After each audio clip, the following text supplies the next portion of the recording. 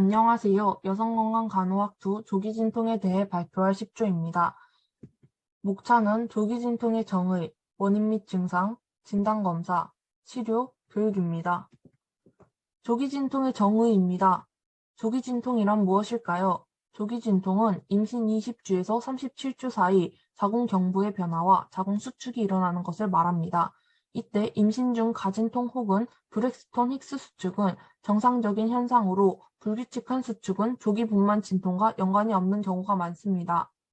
조기진통은 조산을 일으킬 수 있는 문제로 조산은 상과에서 많은 문제를 야기시킵니다. 다음으로 조기진통의 원인 및 증상입니다. 조기진통이 일어나는 이유와 증상에는 무엇이 있을까요? 우선 조기진통의 원인은 확실하게 알려져 있지는 않지만 약 3분의 1은 조기 파막 후에 조기진통이 흔히 발생됩니다.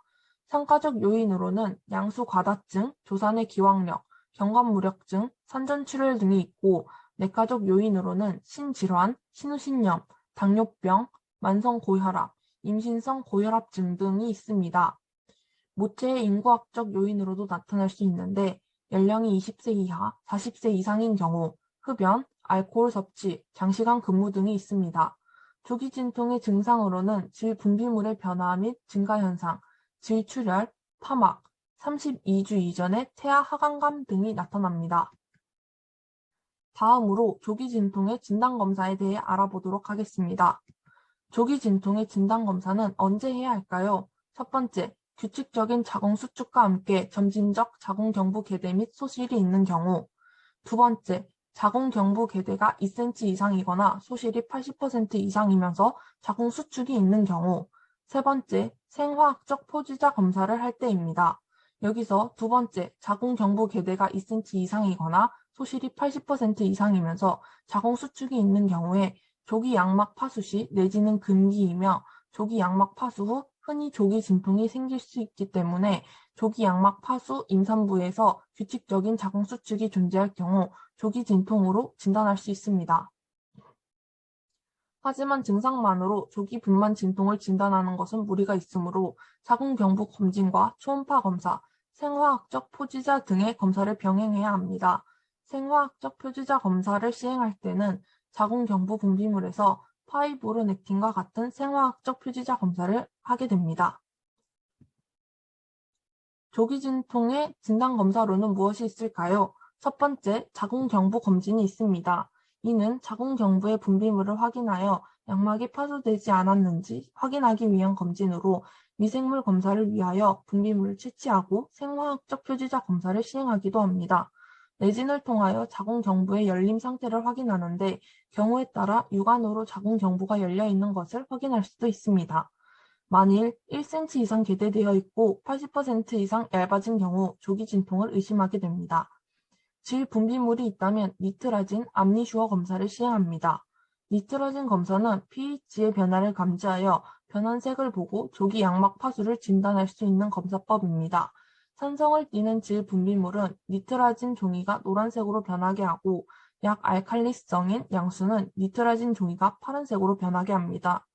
암니슈어 검사는 임산부의 질 분비물 속의 양수의 태반 알파 마이크로글로불린 -1 단백질 표지를 이용하여 양막 파수를 정성 검출하게 되는데 양성일 경우 테스트 스트립상에 적색의 2개의 띠가 나타나고 음성일 경우 테스트 스트립상에 적색의 1개의 띠가 나타납니다.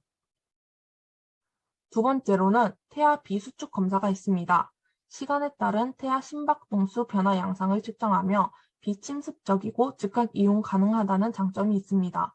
반응성은 태아 심박수가 기준선에서 적어도 15회 이상, 15초 이상 지속되는 태아 심박동 촉진이 20분에 2번 이상 있을 때를 말합니다. 만약 무반응성일 경우 초음파로 태아 상태를 확인해야 합니다. 세 번째로 초음파 검사가 있습니다. 초음파를 통해 태아의 체중과 위치, 자세 및 태아의 건강을 평가하고 태반의 위치와 양수량 등을 평가할 수 있습니다. 경질 초음파를 통하여 자궁경부의 길이를 측정하는데 자궁경부의 길이가 짧아진 경우 조기 분만의 위험성이 있는 것으로 고려하게 됩니다. 자궁경부의 길이는 임신 24주에서 28주에는 3.5에서 4cm 정도이고 32주에는 3cm에서 3.5cm 정도입니다. 임신 22주에서 30주 사이에 2.5cm인 경우는 약 10%에 해당합니다. 즉, 2.5cm 미만의 자궁경부 길이라면 비정상이며 자궁경부 길이가 짧게 측정될수록 조기 분만의 가능성이 증가하게 됩니다. 경질 초음파 검사는 무증상의 산모에서도 조기 분만의 위험성을 예측하기 위해 주기적으로 시행되기도 합니다. 다음은 조기 진통의 치료입니다. 조기 진통의 첫 번째 치료 방법은 침상 안정을 취하는 것입니다. 침상 안정은 자궁 혈류와 안정을 증진시켜 태아 하강 시 경부에 대한 선진부의 압력을 감소시킵니다. 진통을 줄이거나 없애는 데 검증된 바는 없지만 정신적, 육체적인 스트레스를 줄여서 신진대사를 안정시키는 데 효과적입니다. 수분 공급 또한 조기 진통 치료 방법 중 하나입니다.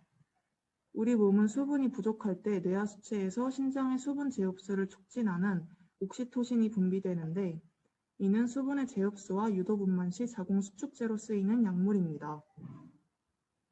따라서 적당한 양과 속도의 수행요법은 옥시토신의 분비를 간접적으로 막을 수 있습니다. 조기 진통 치료 방법 세 번째는 조기 분만입니다. 조기 진통이 진행되고 자궁근 이완제에 반응하지 않으면 조기 분만을 준비하게 됩니다. 태아 곤란의 징후가 있는지 사정하고 다태 임신 등의 위험 요인이 있을 시 자연 분만보다는 제왕절개술을 실시해야 합니다. 마지막은 약물 치료 방법입니다. 조기 진통으로 출산한 태아의 경우는 폐가 성숙되지 못해 호흡하는 것에 큰 지장을 겪게 됩니다. 따라서 임신 34주 이전에 조기 진통이 있는 경우 태아 폐 성숙을 위해 코르티코스테로이드를 사용하게 됩니다. 항생제의 경우에는 조기 진통의 원인이 된다고 생각되는 감염이 있을 시 투여합니다. 임신 중 신우신염은 조기 진통과 밀접한 관계가 있기 때문에 항생제 치료가 필수적입니다. 또한 침상 안정이나 수행요법 등으로도 조기 진통이 억제되지 않을 때 평활근 이완제, 베타 교감 신경계 약물, 프로스타글란딘 합성 억제제 등의 약물이 사용됩니다. 이러한 약물 요법은 부작용의 위험이 있으므로 산모와 태아의 상태를 주의 깊게 관찰하고 신중히 투여해야 합니다. 다음은 조기 진통 교육입니다. 조기 진통을 예방하기 위해서는 규칙적인 식사, 충분한 휴식을 취하고 무거운 것을 드는 행동을 피해야 합니다. 또한 정서적으로 내원의 자궁경관 상태와 자궁수축을 관찰해야 합니다. 조기 진통은 진통이 진행돼서 치료에 효과가 없는 상태까지 가기 전, 즉 초기에 치료하는 것이 중요합니다.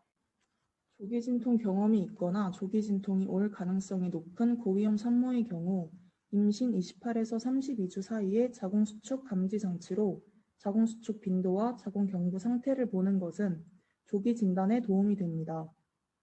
뿐만 아니라 특별한 증상 없이 자궁 입구만 조금 벌어지는 산모도 있기 때문에 임신 말기부터 자궁경관이 1, 2cm 벌어져 있는 산모는 조기 진통이나 조기 양막 파열의 위험이 있다는 것을 알아야 합니다. 마지막으로 자궁경부의 길이, 부드러운 정도, 자궁경관이 열린 정도를 빨리 알기 위해 일주일에 한 번씩 병원에 가서 내진을 하고 진단받아 자궁수축제를 쓰면 조산율을 줄일 수 있습니다. 조기 진통 교육에 대해서는 동영상을 통해 알아보도록 하겠습니다. 조기 진통의 증상이 나타나면 하고 있는 일을 멈춥니다. 좌측이를 취하고 요부를 지지해 줍니다. 수축 빈도와 시간을 관찰하며 1시간 동안 관찰하며 기다립니다. 증상이 계속되거나 1시간에 4회 혹은 그 이상의 수축 시 즉시 병원을 방문합니다. 다들 잘 보셨나요? 지금까지 조기 진통 발생 시 대처 방안에 대한 빠른 이해를 위해 동영상을 통해 알아보았습니다. 위 내용을 잘 숙지해 건강하고 안전한 출산에 도움이 되길 바라며 이상으로 10조 조기 진통에 대한 발표 마치겠습니다. 감사합니다.